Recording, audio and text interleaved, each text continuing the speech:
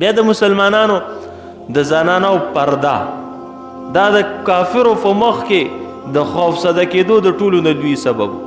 هغوی به مسلمانانو ته کتل چې مسلمانانې زنانه په خپلو لارو کوڅو کې د ضرورت دپاره چې راوځي نو هغوی بلکل په پردې کې پټي.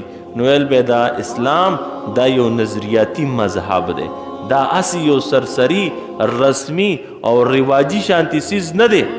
او کتل وی چې د دوی اعتقادات د اسلام سره څومره کلک دي او څومره مضبوط دي.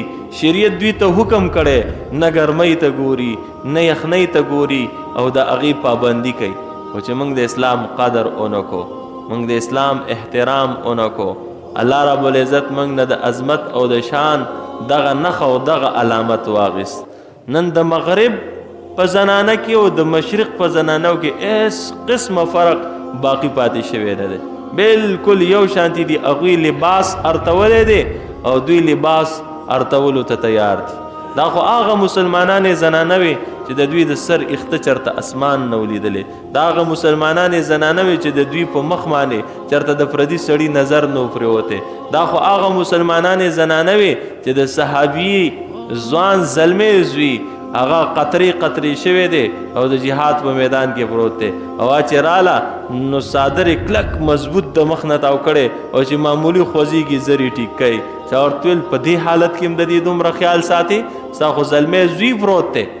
نو هغې په جواب کې ویل چې که زوی مې مړ شوی ایمان او غیرت خو مې مړ شوی نه دی که نه. لیکن کله چې موږ د اسلام د عظمتونو خیال ونه ساتو نو نن چې موږ کومه پرده کوم دا صرف او صرف رسمي او رواجي پرده د شریعت دپاره موږ نه کوو.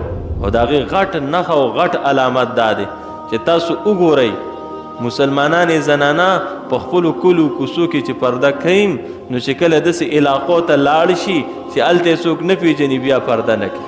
حرم شریف کې هم د دې پښتنو د سیمې دا زنانه په لوپټو کې ګرځي چې تپوس ته وکړئ چې دلته برقې ولې نه په سره وایي دلته خو موږ څوک پیژني نه. نو دا د الله دپاره پردې نه کوي، دا صرف او صرف رسمي او رواجي طور باندې پردې کوي.